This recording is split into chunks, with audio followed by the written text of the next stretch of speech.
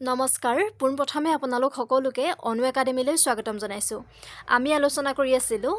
বিভিন্ন ধৰণৰ প্ৰতিযোগিতামূলক পৰীক্ষাত পূৰ্বতে অহা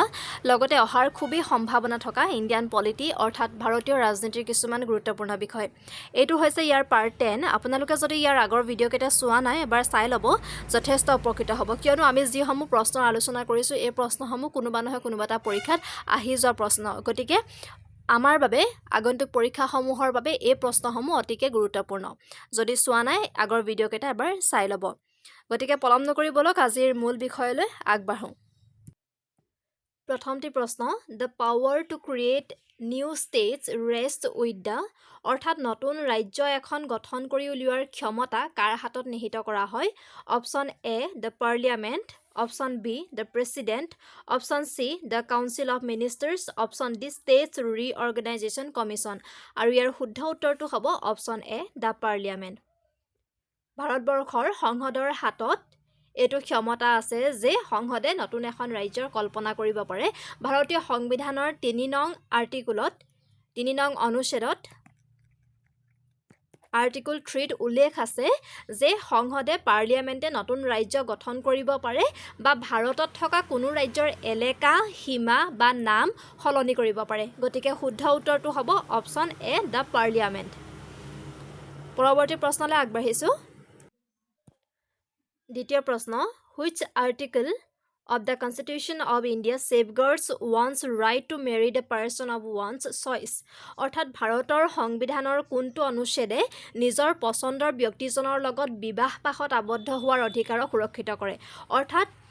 আমি যে কোনো এজন নিজৰ পছন্দৰ ব্যক্তিজনৰ সৈতে যে বিবাহ পাশত আবদ্ধ হ'ব পাৰো হেতু আমাৰ এটা অধিকাৰ হয় আৰু এই অধিকাৰটো প্ৰদান কৰিছে ভাৰতীয় সংবিধানে ভাৰতীয় সংবিধানৰ কোনটো অনুচ্ছেদে এই অধিকাৰটো প্ৰদান কৰিছে হৈছে option A article 21 option B article 19 option C article 25 option D article 29 আৰু ইয়াৰ শুদ্ধ উত্তৰটো হ'ব অপচন এ আৰ্টিকল 21 ভাৰতীয় সংবিধানৰ 21 নং আৰ্টিকলে উল্লেখ কৰিছে যে কোনো এজন ব্যক্তিয়ে নিজৰ পছন্দৰ ব্যক্তিজনৰ সৈতে বিবাহ পাশত আবদ্ধ হ'ব পাৰে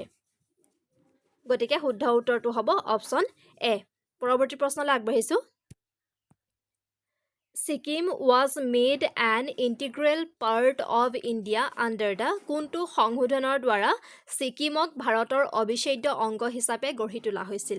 অপচন এ 36th amendment Option B, 39th Amendment. Option C, 40th Amendment. Option D, 42nd Amendment. আৰু ইয়াৰ শুদ্ধ উত্তৰটো হ'ব Option A. 1975 1975 চনৰ ভাৰতীয় সংবিধানৰ 36 নং সংশোধনীৰ দ্বাৰা ছিকিমক ভাৰতৰ অবিচ্ছেদ্য অংগ হিচাপে গঢ়ি তোলা হৈছিল গতিকে শুদ্ধ উত্তৰটো হ'ব Option A. পৰৱৰ্তী প্ৰশ্নলৈ আগবাঢ়িছো Which of the following languages is not included in the 8th schedule of the Constitution? অৰ্থাৎ সংবিধানৰ অষ্টম অনুসূচীত কোনটো ভাষা অন্তৰ্ভুক্ত নহয় মই ইয়াৰ আগৰ ভিডিঅ'টাত উল্লেখ কৰিছিলো যে ভাৰতীয় সংবিধানৰ অষ্টম অনুসূচীত 22টা ভাষা উল্লেখ আছে আৰু সেই 22টা ভাষাৰে মই গোটেই ভাষা কেইটাৰে নাম উল্লেখ কৰিছিলো ইয়াৰ আগৰ এটা ভিডিঅ'ত আপোনালোকে নাইছোৱা যদি চাই ল'ব এবাৰ ভিডিঅ' কেইটা Option A, English. Option B, Hindi. Option C, Sanskrit. Option D, Urdu. আৰু ইয়াৰ শুদ্ধ উত্তৰটো হ'ব Option A, English.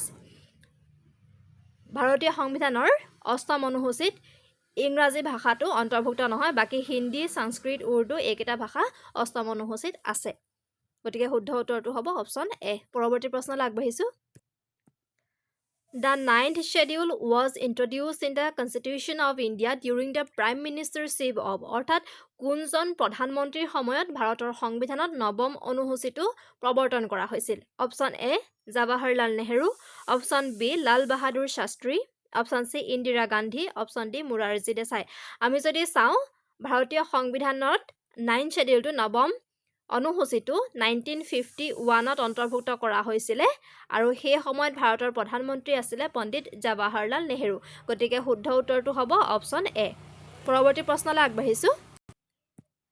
The 9th schedule to the Indian Constitution was added by ভাৰতীয় সংবিধান নৱম অনুসূচী সংযোজন কৰা হয় কোনটো সংশোধনীৰ দ্বাৰা option A first amendment option B 8th amendment option C 9th amendment option D 42nd amendment মই ইয়াৰ আগৰ প্ৰশ্নতে ক'লো 1951ত নৱম অনুসূচীটো অন্তৰ্ভুক্ত কৰা হয় আৰু সেই সময়ত ভাৰতৰ প্ৰধানমন্ত্ৰী আছিলে পণ্ডিত জৱাহৰলাল নেহৰু আৰু সেইটো হৈছিলে ভাৰতীয় সংবিধানৰ প্ৰথমটো সংশোধন গতিকে শুদ্ধ উত্তৰটো হ'ব অপশ্যন এ ফাৰ্ষ্ট এমেণ্ডমেণ্ট পৰৱৰ্তী প্ৰশ্নলৈ আগবাঢ়িছো Which one of the following articles of the Constitution of India has provision for the President to proclaim emergency? অৰ্থাৎ ভাৰতীয় সংবিধানৰ তলৰ কোনটো অনুচ্ছেদত ৰাষ্ট্ৰপতিয়ে জৰুৰীকালীন অৱস্থাৰ ঘোষণা কৰিব পাৰে option A article 352 option B article 355 option C article 356 option D article 360 আৰু ইয়াৰ শুদ্ধ উত্তৰটো হ'ব অপশ্যন এ ভাৰতীয় সংবিধানৰ 352 নং অনুচ্ছেদৰ দ্বাৰা ৰাষ্ট্ৰপতিয়ে নেশ্যনেল ইমাৰ্জেঞ্চি ৰাষ্ট্ৰীয় জৰুৰীকালীন অৱস্থা ঘোষণা কৰিব পাৰে গতিকে শুদ্ধ উত্তৰটো হ'ব অপশ্যন এ 352 পৰৱৰ্তী প্ৰশ্নলৈ আগবাঢ়িছো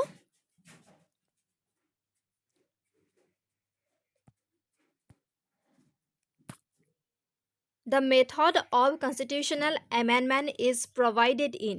অৰ্থাৎ ভাৰতীয় সংবিধানৰ সংশোধনীৰ পদ্ধতিটো কোনটো অনুচ্ছেদত উল্লেখ কৰা হৈছে option A article 348 option B article 368 option C article 358 option D article 378 আৰু ইয়াৰ শুদ্ধ উত্তৰটো হ'ব অপশ্যন বি ভাৰতীয় সংবিধানখন যে সংশোধন কৰিব পাৰি আৰু সংশোধনৰ প্ৰক্ৰিয়াসমূহ আৰ্টিকল 368 368 উল্লেখ কৰা হৈছে গতিকে শুদ্ধ উত্তৰটো হ'ব অপশ্যন বি পৰৱৰ্তী প্ৰশ্নলৈ আগবাঢ়িছো Part 3 of the Constitution of India relates to ভাৰতীয় সংবিধানৰ তৃতীয় অধ্যায় কিহৰ সৈতে জড়িত option A fundamental rights option B directive principles of state policy option C fundamental duties option D citizenship আৰু ইয়াৰ শুদ্ধ উত্তৰটো হ'ব অপশ্যন এ ফাণ্ডামেণ্টেল ৰাইটছ ভাৰতীয় সংবিধানৰ পাৰ্ট 3 অৰ্থাৎ তৃতীয় অধ্যায়টো ফাণ্ডামেণ্টেল ৰাইটছ অৰ্থাৎ মৌলিক অধিকাৰসমূহ অন্তৰ্ভুক্ত গতিকে মৌলিক অধিকাৰৰ লগত জড়িত আৰু যদি আমি চাওঁ ভাৰতীয় সংবিধানৰ 12 নং অনুচ্ছেদৰ পৰা 35 লৈকে আৰ্টিকল 12 পৰা 35 লৈকে 6 প্ৰকাৰৰ মৌলিক অধিকাৰ অন্তৰ্ভুক্ত আৰু এইসমূহ অন্তৰ্ভুক্ত পাৰ্ট 3 অৰ্থাৎ তৃতীয় অধ্যায়ত পৰৱৰ্তী প্ৰশ্নলৈ আগবাঢ়িছো আজিৰ ভিডিঅ'টোৰ শেষৰটি প্ৰশ্ন the item education belongs to the শিক্ষা বিষয়টো ক'ত অন্তৰ্গত আমি জানো তিনিটা লিষ্ট আছে ইউনিয়ন লিষ্ট ষ্টেট লিষ্ট আৰু কনকাৰেণ্ট লিষ্ট আৰু এইসমূহৰ ভিতৰত শিক্ষা বিষয়টো কোনখন লিষ্টত অন্তৰ্ভুক্ত option A union list option B concurrent list option C residuary subjects option D state list আৰু ইয়াৰ শুদ্ধ উত্তৰটো হ'ব অপশ্যন বি কনকাৰেণ্ট লিষ্ট আৰু এইখিনিতে যদি আমি চাওঁ প্ৰথমতে কিন্তু শিক্ষা বিষয়টো ষ্টেট লিষ্টত আছিলে ৰাজ্যৰ বিষয় হিচাপে অন্তৰ্ভুক্ত আছিলে কিন্তু ভাৰতীয় সংবিধানৰ 42তম সংশোধনীত 42nd এমেণ্ডমেণ্টত 1976ত এই শিক্ষা বিষয়টো কনকাৰেণ্ট লিষ্টলৈ স্থানান্তৰিত কৰা হয় গতিকে এতিয়া যদি সোধা হয় education belongs two which list তেতিয়া হ'ব কনকাৰেণ্ট লিষ্ট গতিকে শুদ্ধ উত্তৰটো হ'ব অপশ্যন বি আজিৰ প্ৰশ্নসমূহ আলোচনাটো ইমানতে সামৰিছোঁ আপোনালোকে কমেণ্ট কৰি জনাবচোন এই আলোচনাৰ দ্বাৰা আপোনালোক উপকৃত হ'ব পাৰিছে নাই আৰু যদিহে ভিডিঅ'টো ভাল পাইছে অনুগ্ৰহ কৰি লাইক কৰি দিব আৰু যদি এতিয়ালৈকে আমাৰ চেনেলটো ছাবস্ক্ৰাইব কৰা নাই ছাবস্ক্ৰাইব কৰি দিব ধন্যবাদ